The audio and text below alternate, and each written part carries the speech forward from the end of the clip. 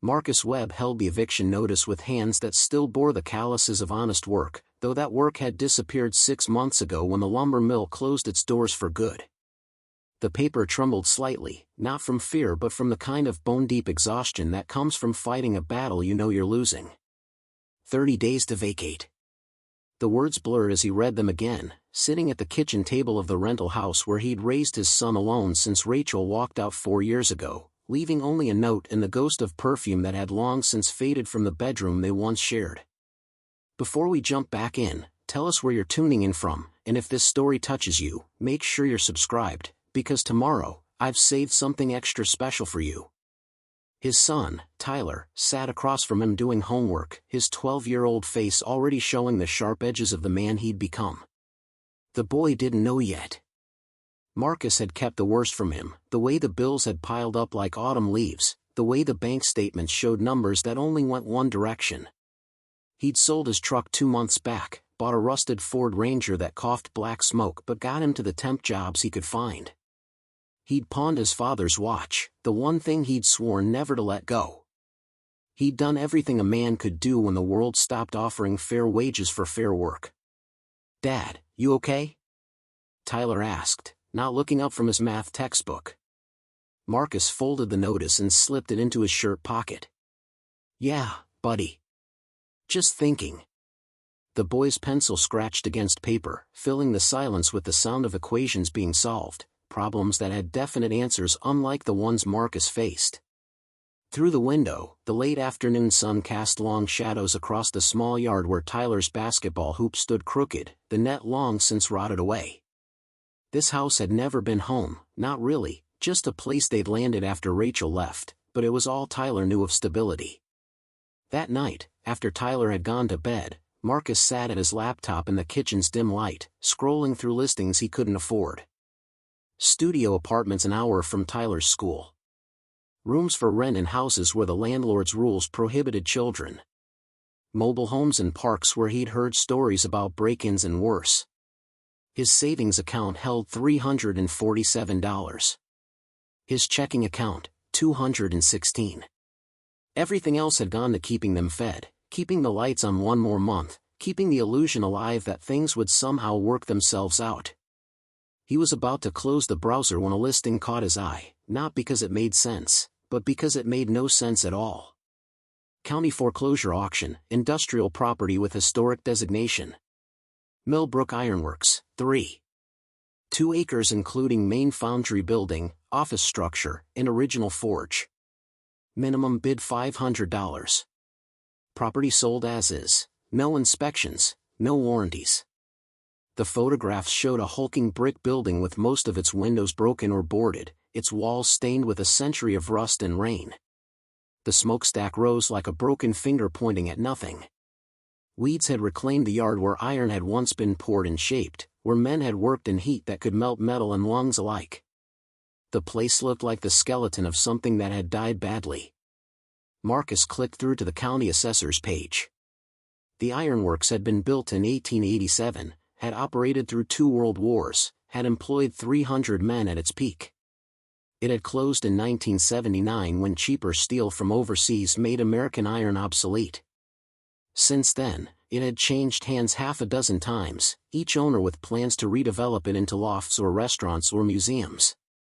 None of those plans had survived contact with reality. The building had sat empty for the last decade, seized for unpaid taxes, waiting for someone desperate or foolish enough to take it on.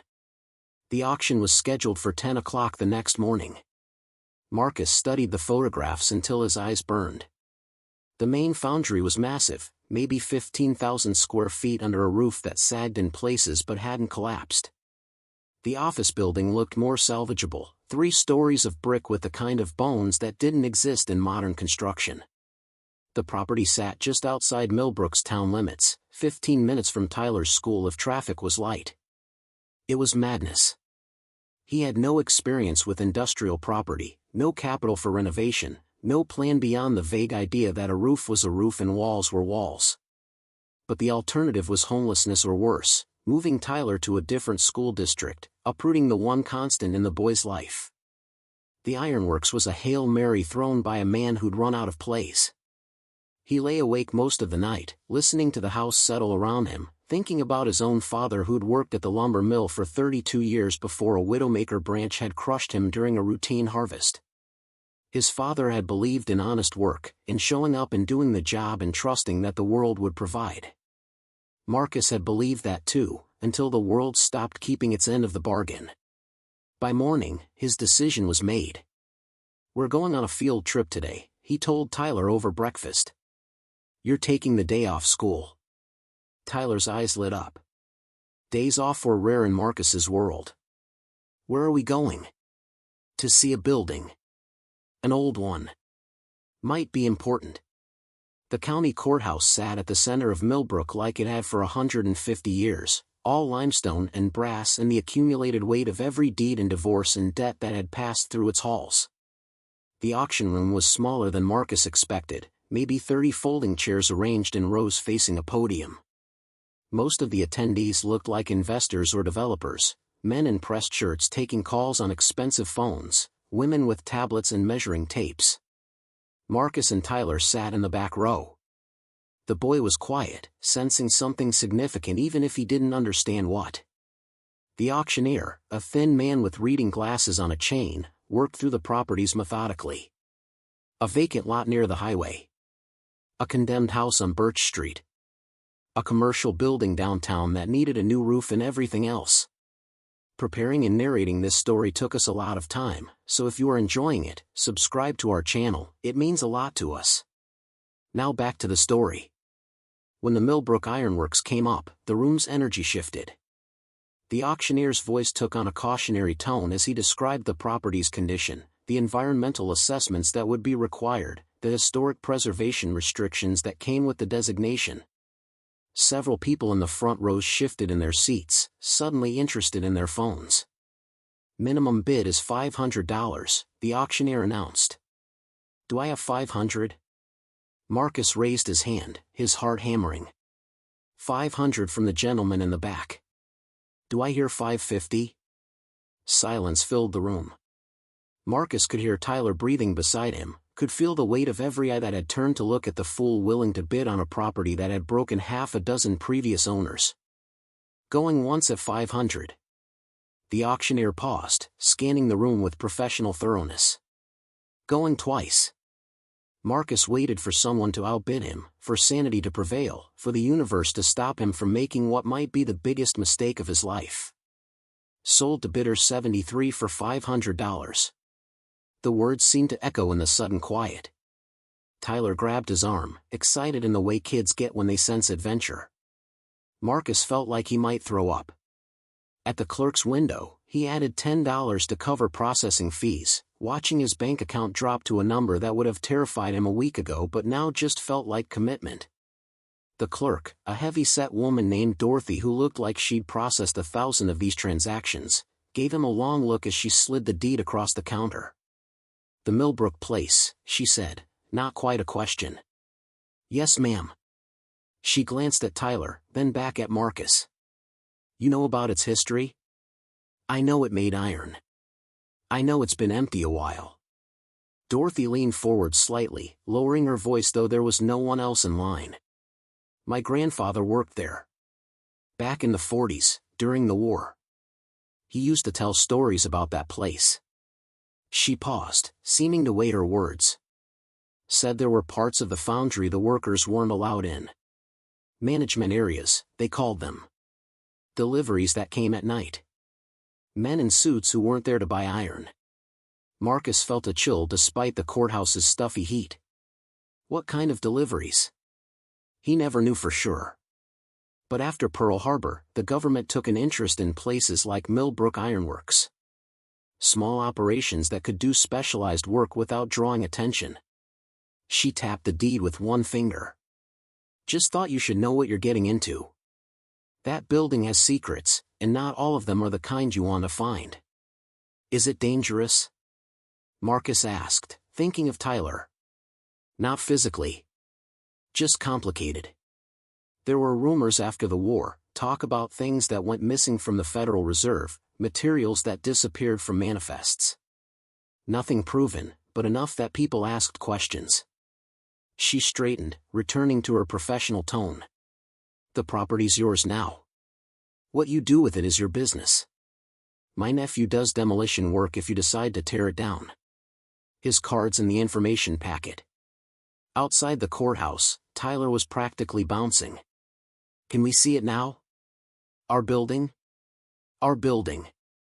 The words carried a weight Marcus hadn't anticipated. This wasn't just a desperate gamble anymore. It was something they owned together, a piece of ground that belonged to them in a world that had taken everything else. Yeah, Marcus said, surprising himself with a smile. Let's go see what we bought. The drive to the Ironworks took them through Millbrook's older sections, past houses built when the foundry was running 3 shifts, past the shuttered businesses that had serviced the workers who no longer existed. The town had the feeling of a place slowly forgetting what it used to be, its pride weathered like paint on old wood.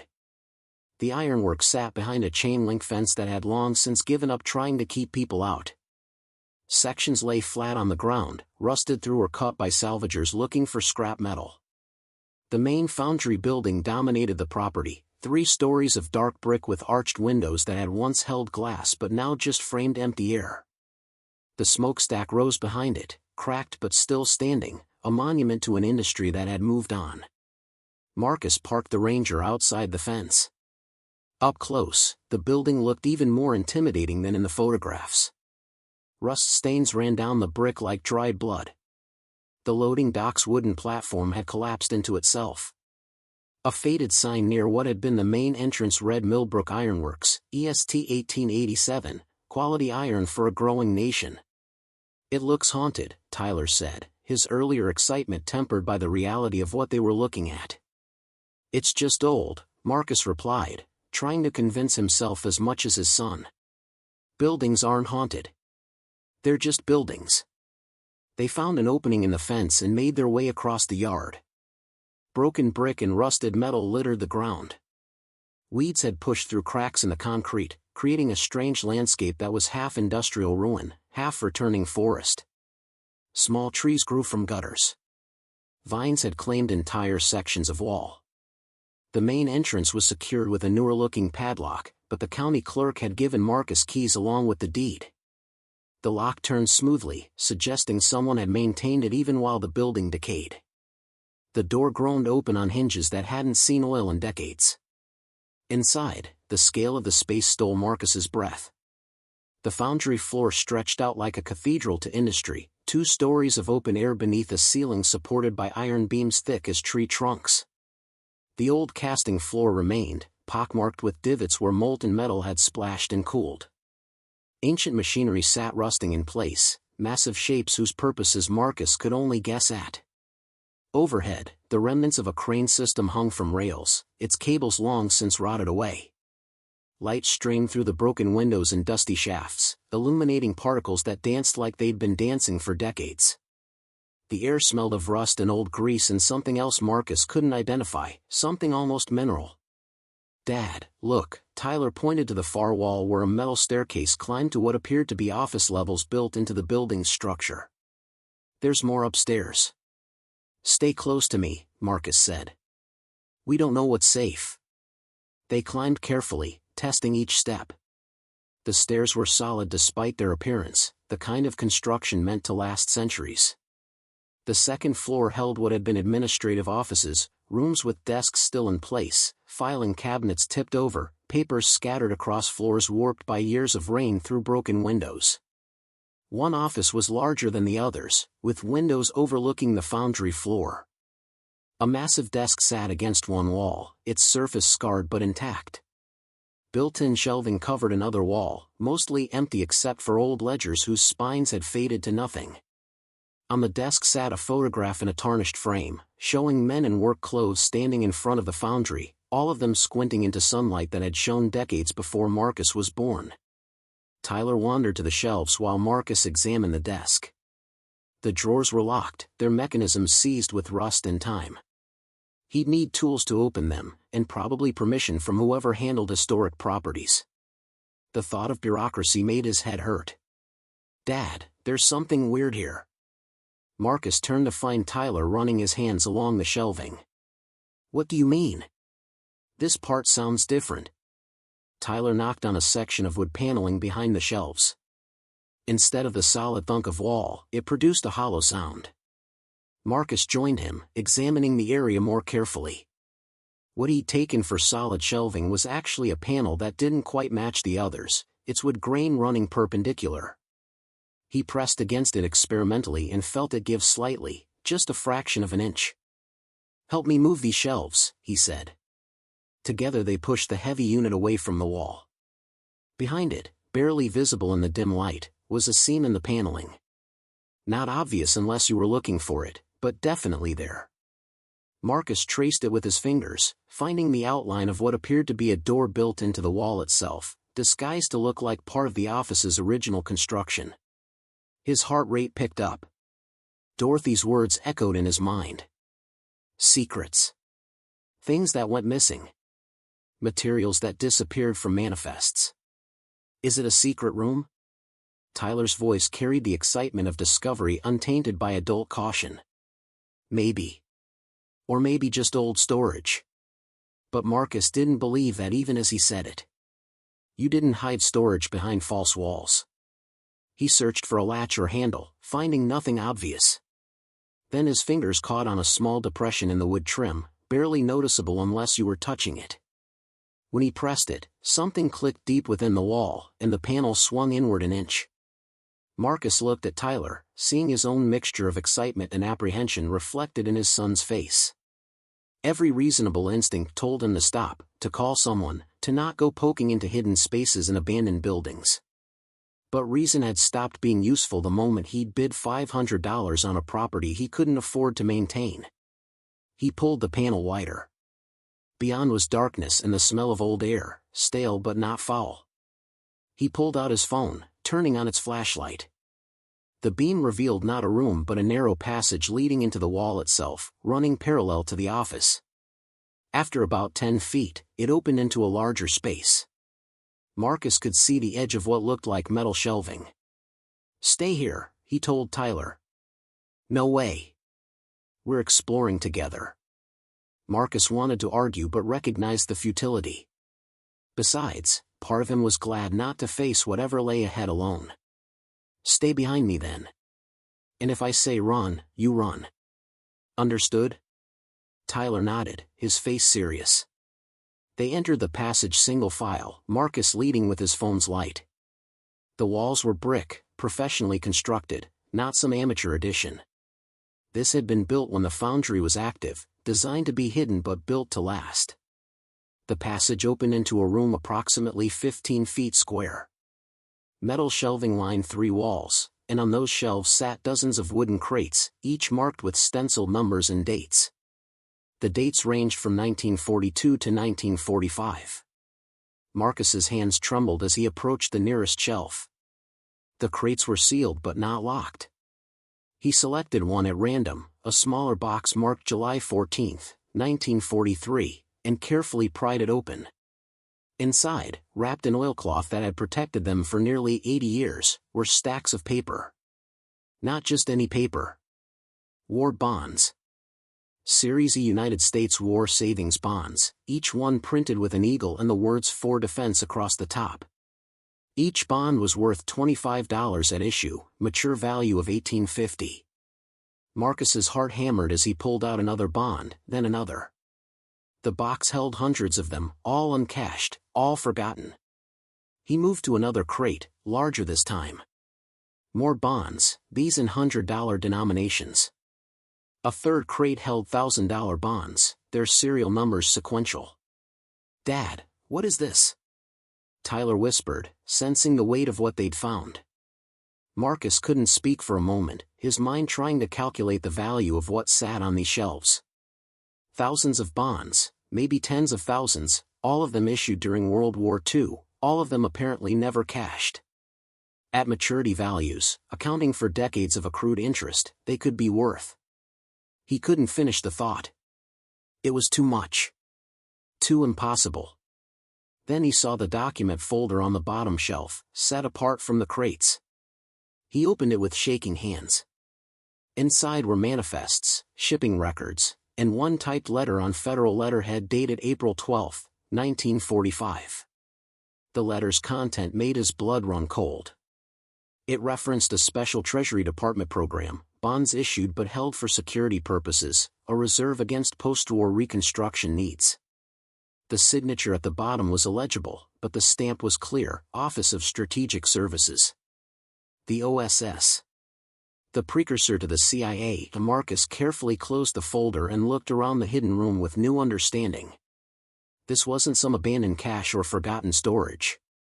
This had been deliberately hidden, bonds removed from official circulation for purposes he couldn't begin to guess. And now he owned the building where they'd been concealed for almost 80 years. A sound from somewhere in the building froze them both. Not the settling of old structure or wind through broken windows. Footsteps. Multiple sets, moving with purpose through the foundry floor below. Marcus grabbed Tyler's arm, pulling him back toward the passage. Through cracks in the floorboards, he could see beams of high-powered flashlights sweeping the space below. 3. No, for people moving in coordinated fashion. Not curiosity seekers. Not salvagers. Then a voice cut through the dusty air, amplified and authoritative. Marcus Webb, this is the Federal Bureau of Investigation. We know you're in the building. We need you to come down now. Keep your hands visible. Marcus's first instinct was pure animal protection. He pulled Tyler back into the shadows of the hidden passage, his hand covering his son's mouth before the boy could speak. Through the cracks in the floorboards, the flashlight beams continued their methodical sweep of the foundry floor below. His mind raced through impossible calculations, how they'd been found so quickly, who had been watching, whether the county clerk had reported his purchase to someone who'd been waiting decades for this exact moment. Tyler's eyes were wide in the darkness, but the boy had the sense to stay silent. Marcus could feel his son's heart hammering against his palm, could smell the fierce sweat that had nothing to do with the dust and rust surrounding them. He held up one finger to his lips, then carefully removed his hand from Tyler's mouth. The voice came again, closer now. Mr. Webb, we're not here to arrest you. We need to discuss what you found. For your safety and your son's, please make yourself known. The mention of Tyler made Marcus's jaw clench. They knew he had his boy with him. Which meant they'd been watching longer than just today, had known he'd be at the auction, had probably tracked him from the courthouse. The hidden room suddenly felt less like a discovery and more like a trap that had been set 80 years ago and had finally been sprung. He looked at the crates of bonds, at the folder with its federal letterhead and ominous stamp. Whatever this was, it was bigger than a desperate man buying a building he couldn't afford. The Ironworks had been waiting, Dorothy's words echoed, and now he understood she'd been trying to warn him about more than just local gossip. Marcus made his decision. He couldn't hide in a wall with his son, couldn't risk Tyler being caught up in whatever federal machinery had been set in motion. He squeezed the boy's shoulder once, firmly, then called out. We're coming down. Don't shoot. My son is 12 years old. Keep your hands where we can see them, Mr. Webb. Come down slowly. They emerged from the office, Marcus in front with his hands raised, Tyler behind him doing the same. The staircase felt longer descending than it had climbing, each step taking them closer to a reckoning Marcus didn't understand. At the bottom, 4 figures waited in the dusty light, 3 men and 1 woman, all wearing dark suits that looked wrong in the industrial decay of the foundry. Professional. Federal. The kind of people who didn't make social calls. The woman stepped forward, her badge already in hand. Special Agent Sarah Chen, FBI Art Crimes and Recovery Unit. She was maybe 40, with sharp eyes that took in everything about Marcus and Tyler in a single sweep. And before you ask, yes, we know exactly what you found upstairs. Marcus lowered his hands slowly. How? The building's been monitored since 1947, Agent Chen said. Passive sensors, updated every decade. When you opened the concealed panel, it triggered an alert that's been waiting 77 years to sound. She glanced at Tyler, her expression softening slightly. Is there somewhere the boy can sit while we talk? I'm not leaving him alone in here. I wasn't suggesting you should. Chen nodded to one of her colleagues, a younger man who pulled out a tablet. This is going to take a while, and what I'm about to tell you is classified to a degree that would have gotten people executed during the war. But circumstances have changed, and you deserve to understand what you've stumbled into. They moved to a section of the foundry floor where old shipping pallets created makeshift seating. Marcus kept Tyler close, his hand on his son's shoulder. The other agents fanned out, not threatening but clearly maintaining a perimeter. Chen sat across from them, her posture suggesting this was a conversation she'd rehearsed but never expected to have. The Millbrook Ironworks was selected in 1942 by the Office of Strategic Services for a covert operation called Project Cornerstone, she began. The government needed places to store assets outside the normal banking system, locations that could survive if major cities were destroyed. Small industrial sites, family farms, rural warehouses, places no one would think to look. Marcus felt Tyler shift against him. War bonds, the boy said quietly. Chen nodded. Series E bonds, issued through normal channels but then redirected before they could enter public circulation. Approximately $43 million in face value was distributed to 17 sites across the country. The bonds were meant to be a reserve, untraceable funds that could rebuild critical infrastructure if the worst happened. But the worst didn't happen, Marcus said, understanding beginning to dawn. We won the war. We did. And in the chaos of victory and post-war reconstruction, Project Cornerstone was buried in classified files. The OSS became the CIA, personnel changed, records were lost or deliberately destroyed. By 1950, most people who knew about the program were dead or had moved on. The bonds were left in place, ticking like time bombs, gaining value with every passing year. One of the other agents, an older man with gray at his temples, spoke up. We've been trying to recover them for decades. Most of the sites were sold, demolished, repurposed. The bonds were found and cashed in, or destroyed, or stolen. Millbrook was one of 3 remaining locations we hadn't been able to access. Because it kept failing, Marcus said, pieces falling into place. Every owner who tried to develop it went bankrupt or gave up. Chen's expression confirmed it. We made sure they did. Quietly, legally, through regulatory obstacles and financial pressure. The bonds had to stay hidden until we could properly account for them, figure out what to do about value that's grown to approximately $270 million across the 3 remaining sites. The number hit Marcus like a physical blow. $270 million. He thought of the eviction notice in his pocket, the $510 that had bought him this building and everything it contained. His laugh came out bitter. So what happens now? You take them and I get nothing? It's not that simple, Chen said.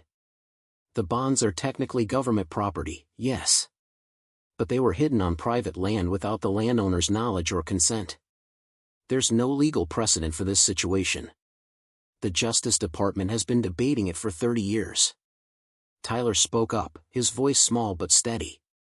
My dad bought this place. We needed somewhere to live. Something in Chen's face shifted, a crack in the federal agent's professional mask. She looked at Tyler, really looked at him, then at Marcus with his worn clothes and calloused hands. How much do you have left in your bank account, Mr. Webb? The question was intrusive, but Marcus was too tired to deflect. Couple $100. We're being evicted from our rental. I bought this building because it was all I could afford. Chen closed her eyes briefly, and when she opened them, they held something that might have been regret. The previous owners were all investors, developers, people with resources. You're the first person who bought Millbrook out of actual need. She stood, pacing to one of the broken windows. The irony isn't lost on me. The program was designed to help rebuild after catastrophe, and here you are, a victim of our modern economic catastrophe, stumbling onto resources that could change your life. But won't, Marcus said flatly. I didn't say that. Chen turned back to face him. I said it's complicated. The federal government has been wrestling with the optics of seizing assets from citizens who legally purchased property. Especially when those citizens have sympathetic circumstances. She paused. We've been authorized to negotiate. Marcus felt Tyler tense beside him. His own heart was beating too fast, hope and suspicion warring in his chest. Negotiate what? A finder's fee. 10% of the recovered value, paid out over 5 years to avoid tax complications. That would be approximately $8 million for the Millbrook cash, assuming authentication confirms what we expect. The number was so large it didn't feel real. Marcus tried to wrap his mind around it and failed. $8 million. Enough to never worry about rent again, to send Tyler to any college he wanted, to rebuild a life that had been slowly crumbling for years. It was salvation offered by the same government that had hidden the bonds in the first place, that had sabotaged previous owners, that had let him buy a building while knowing what it contained. What's the catch? He asked. Complete confidentiality. You sign agreements that make the non-disclosure documents for nuclear secrets look casual. You never speak about Project Cornerstone, the bonds, or this conversation to anyone. You explain your sudden financial stability as an inheritance or settlement. You let us remove everything from the hidden room tonight, and tomorrow this building is just an old Ironworks you bought at auction. Tyler pulled on Marcus's sleeve. Dad, can we talk? Just us? Chen nodded. Take a few minutes. We'll be outside. The agents filed out, leaving Marcus and Tyler alone in the vast empty space of the foundry. Marcus led his son to the far end of the building, out of earshot of the doors. Tyler's face was serious, older than his 12 years had any right to make him. What do you think? Marcus asked. I think $8 million could fix everything, Tyler said. We could keep this building, fix it up, have a real home. You wouldn't have to work 3 jobs anymore. He paused, his brow furrowed. But I also think they're scared. Scared of what? Of us telling people. Of it getting out that the government hid all that money while people were poor and hungry. That's why they're offering so much, isn't it? To make sure we stay quiet. Marcus looked at his son, pride and heartbreak mixing in equal measure. The boy understood more than he'd given him credit for. Yeah, buddy. That's exactly why. So what do we do? It was the question Marcus had been asking himself since they'd found the hidden room. The practical answer was obvious: take the money, secure their future, let the federal government clean up its own 80-year-old mess. But something in him resisted, some stubborn pride that had been ground down by years of economic struggle but not quite broken. I don't know, he admitted. Part of me wants to tell them to go to hell, that we found it on our property and it's ours. But that's just anger talking. We'd lose in court, if it even got that far. They'd probably seize the building, compensate me for the $500 I paid, and we'd be right back where we started. Tyler was quiet for a moment, then said something that cut straight to Marcus's heart.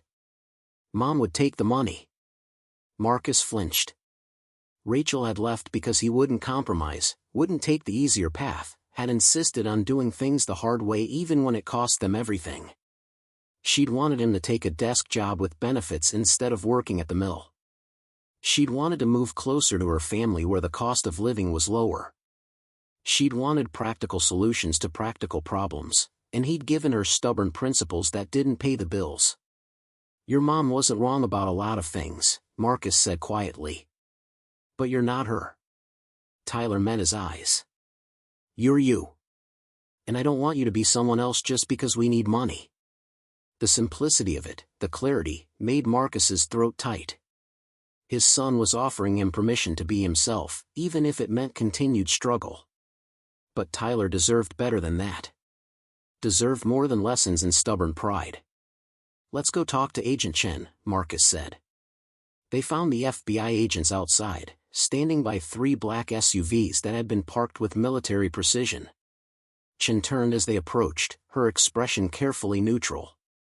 I'll take your offer, Marcus said. On 2 conditions.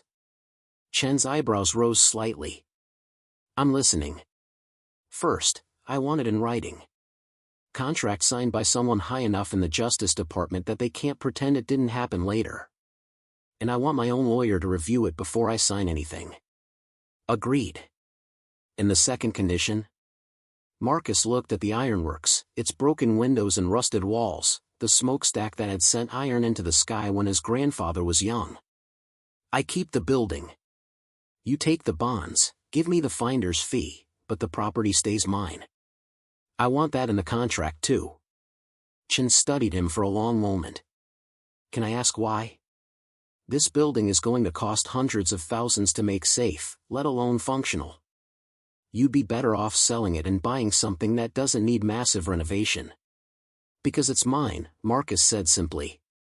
First thing I've owned in my life that's actually mine. And because if I sell it, I'll always wonder if I gave up too easy. Tyler and I are going to figure out what to do with it, together, even if it takes years. Something in Chen's expression shifted, respect maybe, or understanding. The building is yours regardless.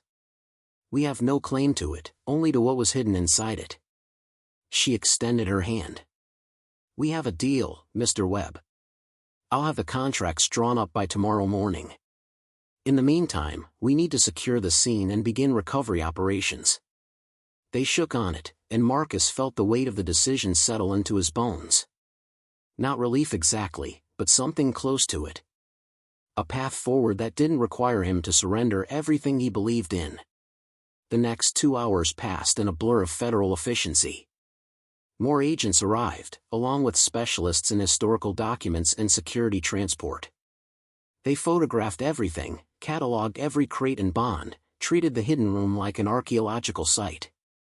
Marcus and Tyler watched from the foundry floor as the government recovered what it had hidden before either of them was born. Agent Chen stayed with them, answering questions when she could, deflecting others with practiced ease. At one point, Tyler asked the question that had been nagging at Marcus since the revelation. Why did they pick this building? Just because it was small and nobody would think to look? Chen smiled slightly. Partly that. But also because of who owned it. The man who ran Millbrook Ironworks during the war, Jacob Brenner, was a German immigrant who'd fled the Nazis in 1938. He'd lost everything, his business, his home, most of his family. When the OSS approached him about Project Cornerstone, he understood what they were trying to protect. He saw it as a way to ensure that even if America fell, there would be resources to rebuild. He kept the secret his entire life, died in 1968 without telling anyone. Marcus thought about that, about a man who'd lost one country and helped protect another, who'd carried a secret for decades because he believed it mattered. There was honor in that, the same kind of stubborn principle that had cost Marcus's marriage but that he couldn't seem to shake. By midnight, the recovery was complete. The hidden room stood empty, its shelves bare, the passage and concealed door now just a curiosity instead of a time capsule. Agent Chen gave Marcus a card with a direct number and an email address that looked official enough to be legitimate. Someone from Justice will contact you within 48 hours, she said. In the meantime, if anyone asks, you're renovating. That's all. No discoveries, no federal agents, just a man fixing up an old building. And if people already saw your convoy of SUVs pulling up? Chen smiled. Environmental assessment. The building's old enough that we had to check for asbestos and lead paint before you could legally occupy it. That's your story, and it's even partly true. We did run those tests while we were here. After they left, the ironworks felt different.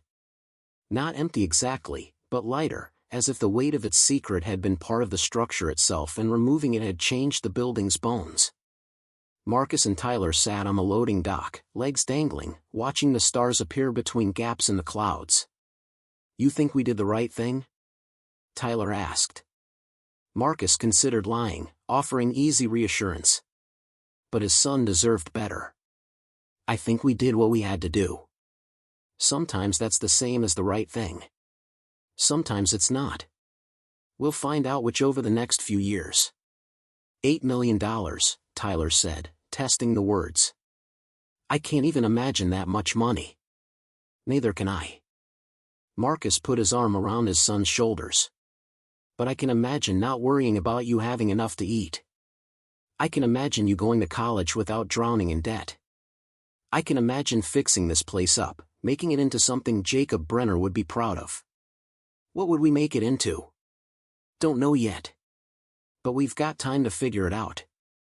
They sat in comfortable silence, the kind that only exists between people who've been through something together. In the distance, a train whistle sounded, carrying freight through the night to destinations unknown. The sound was lonely but somehow comforting, a reminder that the world kept moving even when individual lives hung in balance. Marcus thought about the eviction notice still in his pocket, about the rental house they'd have to vacate in 30 days. He thought about Agent Chen's promise of contracts and finder's fees, about the gap between promise and reality that he'd learned to expect from people in authority. He thought about his ex-wife, who'd wanted security and had left when he couldn't provide it, who'd probably laugh or cry if she knew what her stubborn ex-husband had stumbled into. Most of all, he thought about Tyler, who'd lost his mother's presence and gained an understanding of the world's complexity that no 12-year-old should have to carry. Who'd stood in a hidden room surrounded by millions in forgotten war bonds and asked to talk privately before making a decision. Who'd reminded his father that being true to yourself mattered more than being practical. We should head back, Marcus finally said. School tomorrow. Can we come back this weekend? Start figuring out what needs to be fixed first. Yeah. We'll make a plan. Measure things. Maybe start clearing some of the debris. As they walked back to the Ranger, Marcus took one last look at the Ironworks silhouetted against the night sky. The building that had cost him $510 and had, in the span of a single day, completely altered the trajectory of his life. He still didn't know if the FBI would honor their agreement, still didn't know if $8 million would actually materialize or if it would disappear into bureaucratic complications and legal technicalities. But he knew one thing with absolute certainty: whatever happened next, he and Tyler would face it together, in a building that was theirs, on land that belonged to them, with secrets that were finally out in the open. The Ranger's engine coughed to life, and Marcus pulled onto the dark road that led back to town. Tomorrow the world would still be complicated, money would still be tight until federal promises became reality, and the Ironworks would still be a massive project beyond his current skills or resources. But tonight, driving through the darkness with his son beside him, Marcus felt something he hadn't felt in years. Not hope exactly, but its foundation. The sense that maybe, just maybe, the universe occasionally rewarded desperate gambles. That sometimes buying a building you couldn't afford led to discoveries that changed everything. That the land remembered its secrets, but eventually, when the right person came along, it was willing to let them go. The contracts arrived by courier 3 days later, 47 pages of legal language that Marcus read twice before calling the only lawyer he could afford, a semi-retired man named Harold Voss who handled wills and small claims from an office above the hardware store. Voss spent 2 hours going through the documents, occasionally shaking his head at clauses that seemed designed to protect the federal government from consequences Marcus couldn't even imagine. It's airtight on their end, Voss said finally, removing his reading glasses. But surprisingly fair on yours. The finder's fee is guaranteed, dispersed quarterly over 5 years. There's even a clause that if you die, it goes to your designated heir. He glanced up. I assume that's your son? Yeah. Marcus hadn't thought about dying, about Tyler inheriting not just the Ironworks but an income stream from bonds hidden before either of them existed. The weight of it settled strange in his chest. The confidentiality requirements are severe, but standard for this level of classification. You breach them, you face federal prosecution and forfeiture of all remaining payments. But if you keep quiet, which I strongly advise, you'll receive approximately $400,000 per quarter for the next 5 years. Voss set down the papers. It's legitimate, Marcus. I've never seen anything like it, but it's real. Marcus signed with a hand that only trembled slightly, his signature looking small and ordinary next to the official seals and Department of Justice letterhead. Voss witnessed it, notarized it, and sent it back via the same courier service that had delivered it. Then there was nothing to do but wait and see if the government would keep promises made by agents in dark suits. The eviction notice's deadline arrived while they were still waiting for the first payment. Marcus used the last of his savings to rent a storage unit for their furniture and moved himself and Tyler into the Ironworks. Not into the building itself, which was still too dangerous for habitation, but into the office structure that Jacob Brenner had used decades ago. It was 3 stories of solid brick with a roof that mostly didn't leak and windows that could be boarded up against the cold that was coming. They camped in what had been Brenner's personal office on the 2nd floor, sleeping bags on the wooden floor, a camping stove for cooking, water from a spigot Marcus managed to get working after 2 days of wrestling with frozen pipes. It wasn't comfortable and probably violated a dozen housing codes, but it was theirs, and that made the discomfort bearable. Tyler adapted with the resilience of youth, treating it like an extended adventure. He helped Marcus clear debris, learned to identify which structural elements were load-bearing, developed an eye for the difference between cosmetic damage and actual danger. They worked in the hours after school and all day on weekends, slowly reclaiming the building from decades of abandonment. The first quarterly payment arrived 6 weeks after Marcus signed the contracts, $400,000 deposited into his account with a transaction note that read simply settlement payment 1 of 20. Marcus stared at his phone's banking app for a full minute, refreshing it twice to confirm the number was real. Tyler was at school. The Ironworks was quiet except for the wind whistling through gaps in the walls.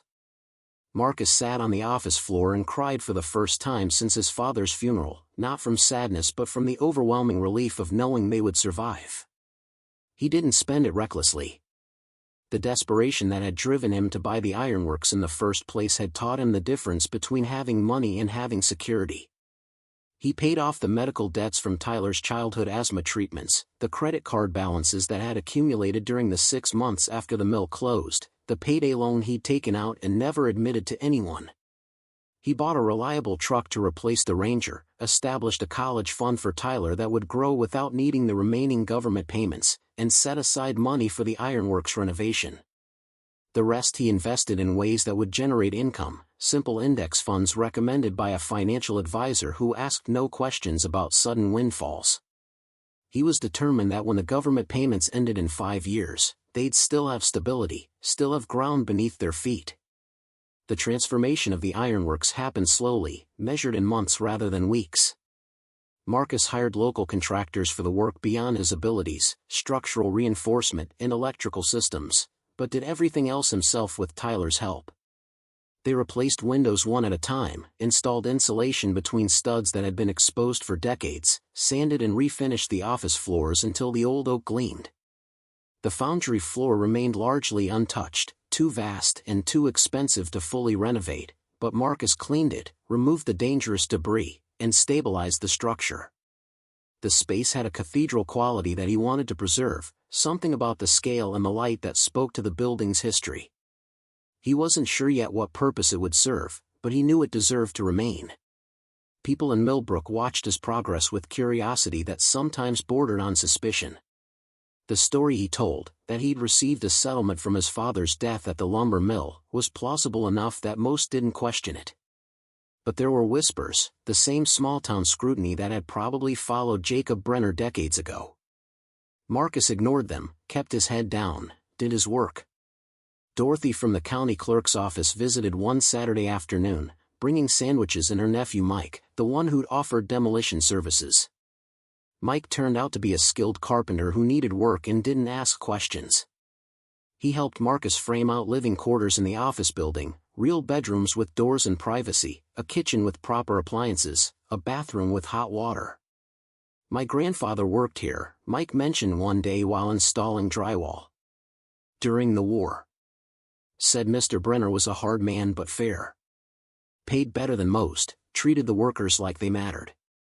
Marcus thought about Jacob Brenner often as he worked, about a man who'd fled one country and helped protect another, who'd kept a secret that must have weighed on him every day. He found a photograph in one of the office drawers during renovation, Brenner standing in front of the foundry in 1944, his expression serious, his hands bearing the same kind of scars Marcus was developing from renovation work. He hung the photograph in the main hallway of the office building, a small acknowledgement of the man whose choices had led to this moment. Tyler asked about him sometimes, and Marcus shared what Agent Chen had told them, the story of an immigrant who'd understood the value of protecting resources against catastrophe. Do you think he knew someone would find them eventually? Tyler asked one evening as they ate dinner in their newly finished kitchen, the first meal cooked on a real stove in their own home. I think he hoped they wouldn't need to be found, Marcus said. That the war would end, the country would be safe, and the bonds could just stay hidden forever. But yeah, I think he planned for the possibility. That hidden door was built to last. Winter came hard that year, snow piling against the Ironworks' walls, wind finding every gap in the renovation. But they had heat now, a new furnace that Mike had helped install, and insulation that kept the cold at bay. Marcus and Tyler celebrated Christmas in their finished living quarters, a small tree in the corner, presents modest but meaningful. It was the first Christmas since Rachel left that didn't feel like they were just surviving. Tyler gave his father a framed photograph he'd taken, the Ironworks at sunset, its brick walls golden in the fading light, the smokestack a dark silhouette against an orange sky. Marcus gave Tyler a leather-bound journal and a camera, tools for documenting the transformation they were creating together. On Christmas night, after Tyler had gone to bed, Marcus walked through the foundry floor alone. The vast space was dark except for moonlight through the windows they'd replaced, silver light pooling on concrete they'd cleaned and sealed. He thought about the year that had passed, about the eviction notice and the desperate bid at auction, about hidden doors and federal agents and promises that had actually been kept. He thought about the second quarterly payment that had arrived on schedule, and the third, each one confirmation that this wasn't a dream or a mistake. He thought about the fourth payment that would come in March, and the 16 that would follow, a steady rhythm of security that felt almost unreal. Most of all, he thought about Tyler sleeping upstairs in a bedroom that was his, in a home that couldn't be taken away by landlords or banks or bad luck. Whatever else happened, they had this. Ground. Structure. Belonging. Spring brought renewal that felt almost aggressive after the hard winter. Marcus planted trees along the property line, fast-growing maples and oaks that would outlive him. He fixed the fence, replaced the gate, painted the office building's exterior a color Tyler picked from hardware store samples. The Ironworks began to look less like an abandoned ruin and more like a place where people lived and worked. The foundry floor found its purpose gradually. Word spread in the county's small business community that Marcus had space available for lease, climate-controlled space in a building with character that new construction couldn't replicate. A furniture maker took the first section, setting up a workshop where iron had once been cast. An artist followed, claiming a corner with north-facing windows for a studio. A small vintage clothing boutique opened near the main entrance, the owner drawn by the industrial aesthetic. Marcus kept the rent reasonable, more interested in filling the space with life than maximizing profit. The quarterly payments meant he didn't need to extract every possible dollar. He could afford to be the kind of landlord Jacob Brenner had been as an employer, fair and focused on sustainability rather than short-term gain. Tyler thrived in ways that had nothing to do with money. His asthma, which had plagued him in the rental house, barely troubled him in the Ironworks' dry air. He made friends in Millbrook School, kids who came to the building after classes and explored with the kind of freedom Tyler had never had in town. He started a photography project documenting the businesses that moved into the foundry, building a portfolio that his art teacher said showed remarkable maturity. On the anniversary of their first night camping in the office building, Marcus took Tyler to dinner at the nicest restaurant in the county, a steakhouse 30 minutes away where the waiters wore ties and the menu didn't list prices. Tyler ordered confidently, no longer intimidated by spaces that suggested wealth. They ate slowly, talking about the year that had passed and the years ahead. "Have you thought about what you'll do when the payments stop?" Tyler asked, cutting into a ribeye that cost more than Marcus used to spend on groceries for a week. "We'll be fine," Marcus said. "The investments will generate income, and the Ironworks rental spaces are profitable now. We won't be rich, but we'll be stable." "That's not what I meant." Tyler set down his fork. "I mean, what will you do with yourself? You've spent a year renovating. Once it's done, once everything's rented and running smooth, what's next for you?" The question caught Marcus off guard. He'd been so focused on immediate survival and then on transformation that he hadn't thought much about what came after stability was achieved. "I don't know," he admitted. "Haven't let myself think that far ahead." "You should," Tyler said. "You're good at this, at seeing what broken things could become. Maybe that's what you do next. Find other places people have given up on and help them see the potential." Marcus looked at his son, at the young man emerging from the boy who'd stood in a hidden room and asked to talk privately before making a life-changing decision. 12 months had aged Tyler in ways that had nothing to do with birthdays, had given him perspective that most kids his age wouldn't develop for years. "When did you get so wise?" Marcus asked. "I had a good teacher." Tyler smiled. "Someone who showed me that taking risks on things other people avoid can lead to places you never imagined." They drove home through darkness that felt comfortable now, familiar roads leading to a building that had become more than shelter. The Ironworks sat quiet under stars, its windows glowing from the businesses inside, smoke from the furniture maker's wood stove rising from the old smokestack that Marcus had restored to functionality. Summer brought Agent Chen back, unannounced, arriving in an unmarked sedan on a Tuesday afternoon. Marcus was replacing siding on the office building's east wall when she pulled up, and his first instinct was fear that something had gone wrong with the arrangement. But Chen's expression was neutral as she got out of the car. "Routine check-in," she said. "Making sure everything's proceeding according to agreement." Marcus climbed down from the ladder, wiping his hands on his jeans. "Payments have been on time. We've kept quiet. No issues." "I can see that." Chen looked around the property, taking in the improvements, the painted building, the cars parked near the foundry entrances. "You've done remarkable work here." "It needed doing." They walked the property together, Chen asking questions about the businesses, about Tyler, about Marcus's plans. At the foundry's main entrance, she paused, looking up at the smokestack that now bore a small plaque Marcus had installed, Millbrook Ironworks, EST 1887, restored 2024. "Jacob Brenner would approve," Chen said quietly. "You knew him?" "No, he died long before my time. But I've read his file, studied his life. He was a good man who found himself holding a secret that could have destroyed him if it came out wrong. He chose to protect it rather than profit from it." She turned to Marcus. "You made a different choice. You could have fought us, claimed the bonds were yours by right of property ownership. You would have lost eventually, but you could have made it difficult." "I'm a single father who bought a building for $500, Marcus said. "Fighting the FBI wasn't going to end well for me." "Maybe not. But you also didn't have to agree to confidentiality as readily as you did.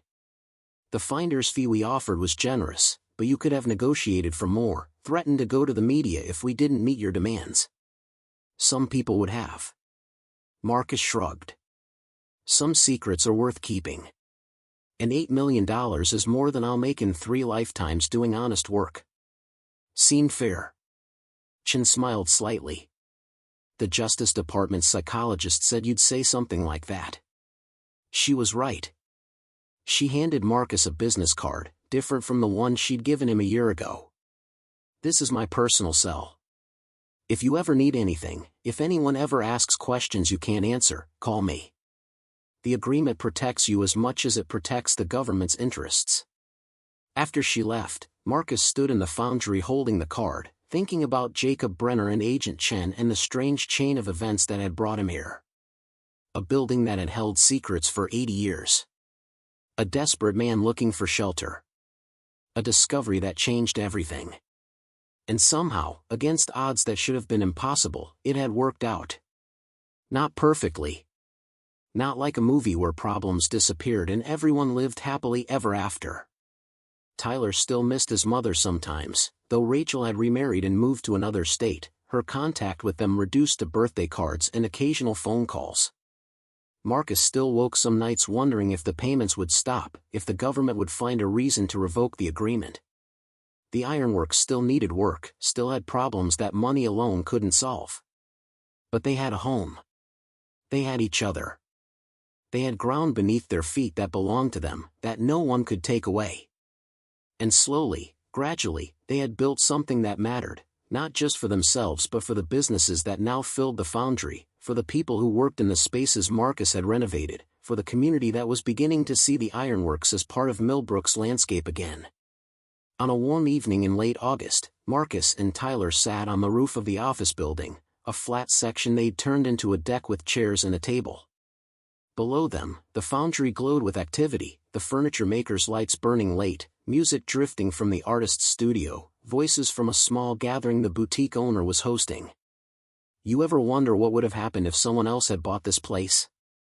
Tyler asked, his feet propped on the railing. "Someone with actual money and experience?" "Yeah." Marcus considered it. "They would have developed it differently. Probably made it fancier, charged higher rent, turned it into something that didn't fit Millbrook. Or they would have torn it down and built something new, erased all the history. But they wouldn't have found the bonds. Probably not. The FBI would have kept sabotaging them until the building went back to foreclosure, and someone else would have tried and failed.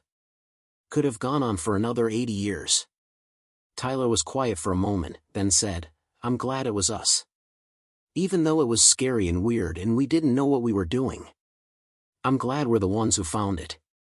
Marcus put his arm around his son's shoulders. "Me too, buddy. Me too." The sun set behind the smokestack, painting the sky in shades of orange and purple that reminded Marcus of the fires that had once burned in the foundry below. The land held its secrets until the right people came along, until desperation met opportunity in ways that couldn't be planned or predicted. He'd bought this building with his last $500, expecting nothing more than shelter. Instead, he'd found legacy. Not the bonds themselves, which were gone, returned to whatever government accounting had been waiting for them. But the legacy of men like Jacob Brenner who'd understood that some things were worth protecting, worth sacrificing for. The legacy of honest work and patient transformation, of seeing potential where others saw ruin. The Ironworks would stand long after Marcus was gone, long after the quarterly payments ended and the businesses changed and Tyler grew up and made his own choices. It would stand because he'd chosen to preserve it rather than profit from it, to honor what it had been while making space for what it could become. That was enough. More than enough. As darkness settled over Millbrook, lights coming on in windows throughout the foundry, Marcus felt something he'd been searching for since the lumber mill closed, since Rachel left, since the eviction notice arrived. Not wealth, though that had come. Not security, though that too had arrived. But purpose. The sense that his life meant something beyond mere survival, that the work he did mattered to more than just himself and Tyler. The land had held its secrets for 80 years, waiting. And when the time was right, when a desperate man with calloused hands and an eviction notice in his pocket showed up at a county auction, the land had given up those secrets. Not randomly. Not arbitrarily. But with the kind of timing that felt almost intentional, as if the universe occasionally rewarded the desperate gambles of good people who'd been dealt bad hands. Marcus didn't know if he believed in fate or divine intervention or any kind of cosmic justice. But he knew he'd stumbled into something that felt like redemption, like being given a second chance he hadn't earned but was determined to deserve. And that, in the end, was what legacy meant. Not what you inherited, but what you built. Not what you found, but what you chose to do with it. The Ironworks had given him that opportunity, and he was grateful. 5 years passed like seasons across the land, each one leaving its mark on the Ironworks the way water shapes stone. Marcus watched Tyler grow from a 12-year-old boy who'd stood in a hidden room holding his father's hand to a 17-year-old young man who drove himself to school in a used truck he'd bought with money earned photographing weddings and events throughout the county. The transformation wasn't dramatic, wasn't the kind of thing you notice day by day, but when Marcus looked back at photographs from that first desperate winter camping in Brenner's old office, he barely recognized the scared, exhausted man he'd been. The final quarterly payment arrived on a Tuesday in October, $400,000 deposited with the same minimal transaction note that had accompanied the previous 19 installments. Marcus transferred most of it to investments that would continue generating income, kept some for the Ironworks maintenance fund he'd established, and took Tyler to dinner at the same steakhouse where they'd celebrated 1 year after moving in. It felt right to mark the end of the government payments the same way they'd marked the beginning of stability. Weird to think that's the last one, Tyler said, cutting into a steak he'd ordered without looking at the price, the way people did when money had stopped being a constant source of anxiety. You nervous? Not like I would have been a few years ago, Marcus admitted. The rental income covers our needs, and the investments are solid. We'll be fine. That's not what I'm asking. Tyler set down his knife, meeting his father's eyes with the directness that still sometimes caught Marcus off guard. I'm asking if you're nervous about not having the safety net anymore. About it being just us and what we've built. Marcus considered the question seriously, the way Tyler's insights deserved. Maybe a little. But mostly I'm proud. We took something broken and made it work. That's ours, not the government's. The money helped, but we did the actual building. Tyler nodded, satisfied. Good. Because I've been thinking about college. The conversation Marcus had been both anticipating and dreading. Tyler was a junior now, college applications looming on the horizon. And? I want to study architecture. Historic preservation specifically. Tyler pulled out his phone, showing Marcus a program at a state university 2 hours away. They have a partnership with the National Trust. Students work on real renovation projects, learn to balance preservation with modern use. It's exactly what you've been doing here, but with actual training. Pride swelled in Marcus's chest, so strong it was almost painful. That's perfect for you. You've got the eye for it, and the experience. I'd come home on weekends, Tyler continued. Help with the Ironworks, maybe start documenting other historic buildings in the county that need attention. There are dozens of them, places like this that people have given up on. Marcus saw it then, the future Tyler was sketching. Not just his own education, but a continuation of what they'd started together. The Ironworks is a foundation for something larger, a demonstration that abandoned places could be reborn with patience and vision. Your mom would be proud, he said, the words coming out before he could stop them. Tyler's expression flickered, something complicated crossing his face. Have you talked to her recently? Last month. She called about Thanksgiving, wanted to know if you'd visit her and David. David was Rachel's new husband, a decent man from what Marcus had gathered in the few conversations they'd had. I told her it was your choice. I want to see her, Tyler said carefully. But I want to be here too. This is home now. The certainty in his son's voice settled something in Marcus that had been unsettled since Rachel left. Tyler had chosen, not between parents but between versions of himself, and he'd chosen the one that had been forged in the Ironworks' renovation, in the quiet work of transformation. We'll figure it out, Marcus said. Maybe she and David could come here for Christmas. See what we've built. Tyler's surprise was evident. You'd be okay with that? I think I would be. Your mom and I failed at a lot of things, but we both love you. Maybe it's time to let that be enough. The invitation went out 2 weeks later, carefully worded, offering Rachel and David a chance to see Tyler's life in Millbrook without demanding anything more than a visit. To Marcus's surprise, Rachel accepted. They arrived on December 23rd, driving up to the Ironworks in a new sedan that probably cost more than Marcus used to make in a year at the mill. Marcus watched from the office building's window as Tyler greeted his mother in the parking area, the hug between them long and genuine. Rachel had changed too, her hair shorter, her clothes more polished, the nervous energy that had defined her during their marriage replaced by something calmer. David hung back, giving them space, his posture suggesting a man who understood his role was supportive rather than central. When Tyler brought them inside, Rachel stopped in the doorway, taking in a transformed space.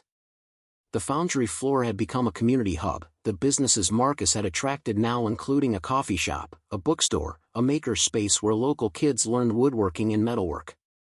The original industrial character remained, exposed brick and iron beams, but softened by thoughtful lighting and the presence of people who filled the space with life and purpose. Marcus, Rachel said, and her voice carried something he hadn't heard from her in years. Respect, maybe. Or recognition. This is remarkable. Tyler did most of it. Marcus deflected, uncomfortable with praise from the woman who'd left because he wouldn't compromise his principles for practical security. He's got the vision. I just do the heavy lifting. That's not true, Tyler said. Dad saw what this place could be when it was just a ruin. I learned from watching him.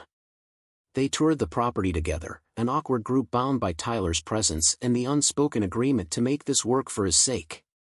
Rachel asked questions about the renovation, about the businesses, about how Marcus had financed such an extensive transformation. He stuck to the story about the settlement from his father's death, and she didn't push for details, seemed to understand that some things were private. David turned out to be genuinely interested in the Ironworks' history. He worked in urban planning, understood the challenges of adaptive reuse and historic preservation. Buildings like this are treasures, he said, examining the restored smokestack space. Most people tear them down because renovation seems too hard. What you've done here, making it economically viable while preserving its character, that's impressive. The compliment sat strange coming from his ex-wife's husband, but Marcus accepted it with a nod. It needed someone willing to see past the rust.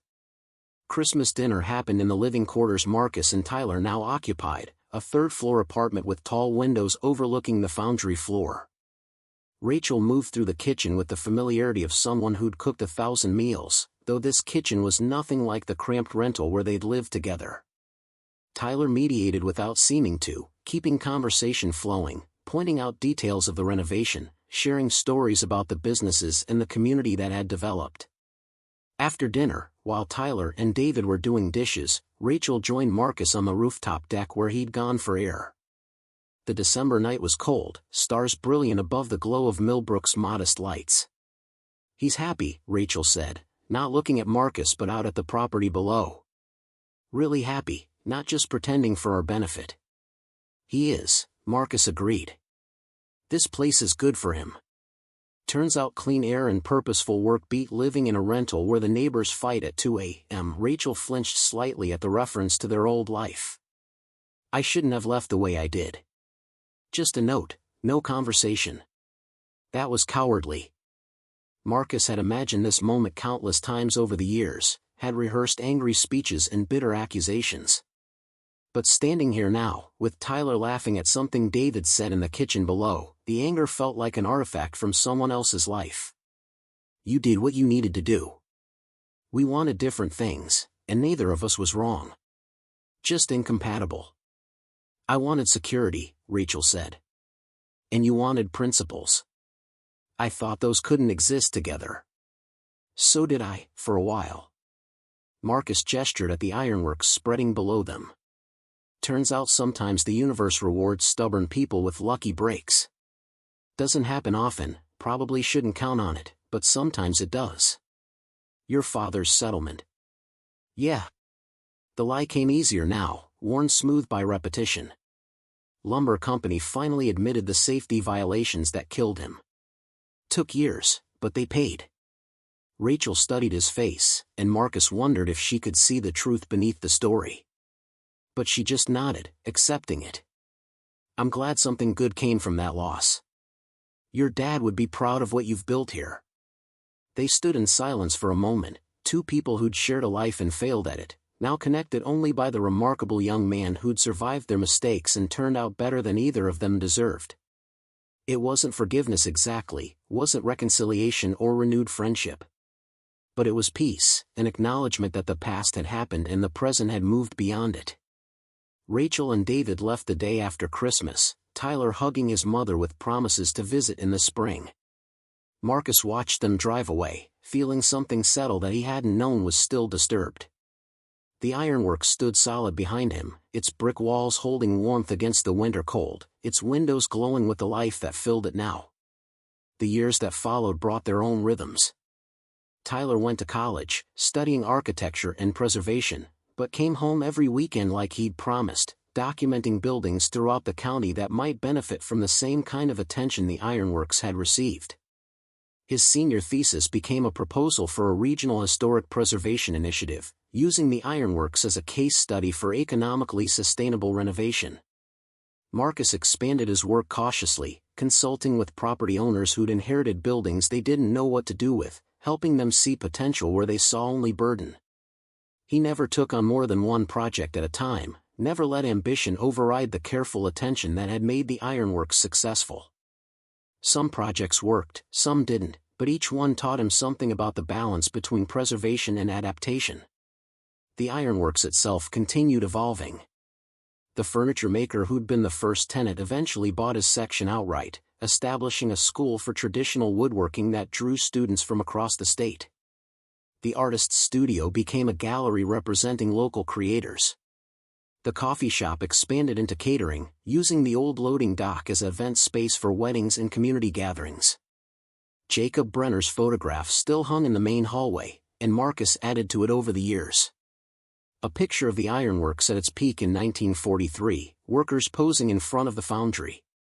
A photograph of the building empty and decaying in 2010. An image of Tyler and Marcus on renovation day 1, standing in the rubble of the foundry floor. Current photographs showing the space alive again, different from its industrial past but continuous with it, adapted rather than destroyed. Agent Chen visited twice more over the years, unofficial check-ins that Marcus suspected were as much personal interest as federal obligation. On her last visit, 3 years after the final payment, she brought a box of documents that had been declassified under the 75-year rule. "Thought you might want these," she said, setting the box on Marcus's desk. Jacob Brenner's official file from the OSS. His correspondence with the program directors, his reports on the facility's security. All legal for you to have now.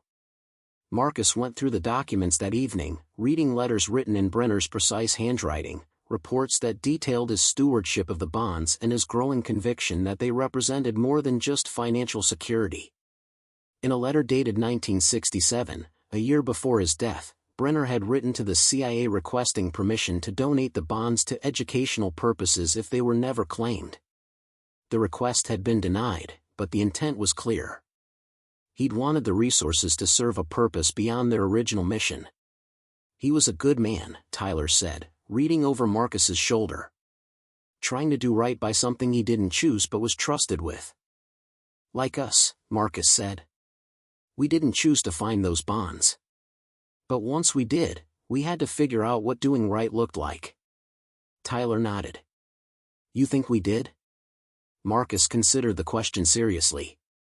The money had changed their lives, had given them security and opportunity that wouldn't have existed otherwise. But the real transformation had been what they'd done with the building itself, the choice to preserve rather than profit, to create space for community rather than extract maximum value. I think we tried, he said finally. And I think Brenner would understand that trying matters, even when you can't be sure you got it perfect. On a warm evening in late May, 10 years after Marcus had raised his hand at a county auction and changed both their lives, Tyler graduated from college with honors and a job offer from a firm specializing in historic preservation. The celebration happened at the Ironworks, a gathering that filled the foundry floor with everyone who'd been part of the building's transformation. Tenants and contractors, teachers and students, neighbors who'd watched the renovation with skepticism that had gradually turned to pride. Rachel came with David, their presence now comfortable rather than awkward. She took Marcus aside at one point, gestured at the crowd filling the space. You built something that matters.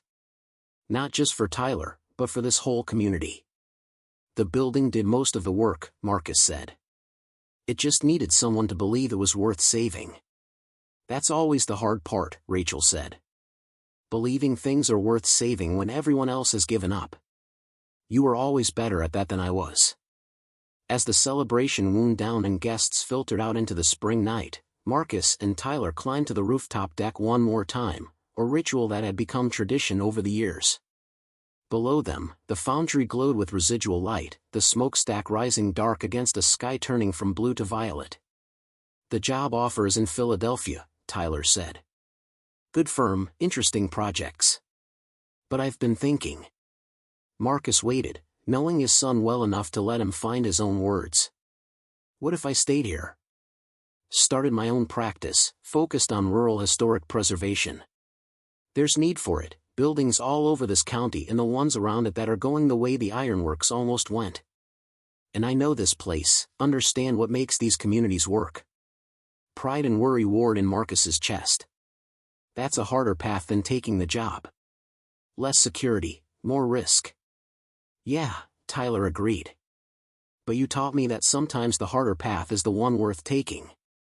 And that buildings like this, they're more than just structures. They're memory, continuity, proof that things can survive if someone cares enough to help them. Marcus looked at his son, seeing the man he'd become, the architect who understood that preservation was about more than brick and mortar. Your mom was wrong about one thing, he said. Security and principles can exist together. But only if you're willing to work for both, not expect one to magically provide the other. Tyler smiled. Is that a yes? It's a reminder that this is your choice, and I'll support whatever you decide. But yeah, having you here, continuing this work, that would make me proud.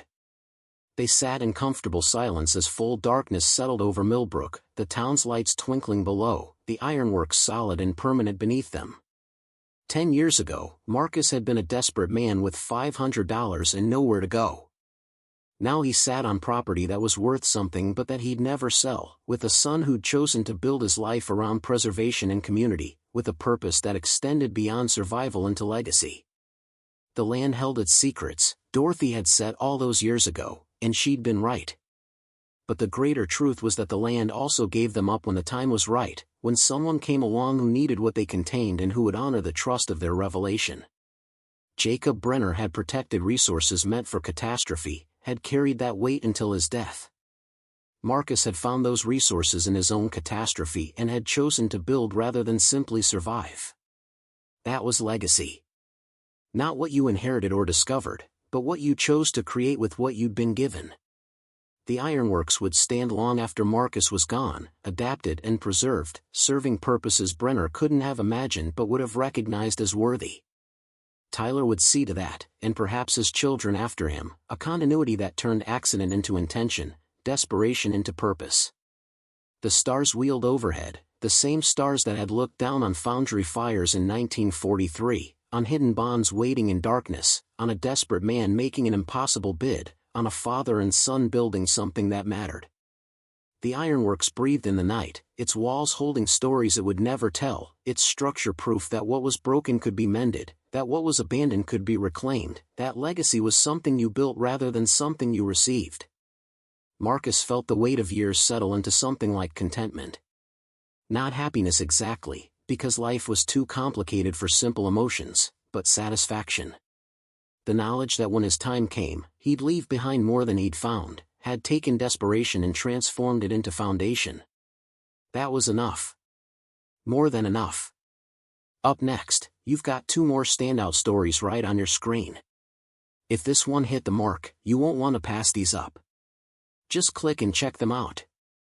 And don't forget to subscribe and turn on the notification bell, so you never miss a story that reminds you why the land remembers, why roots run deep, and why some legacies are written in soil and brick and the quiet work of hands that refuse to give up on what matters.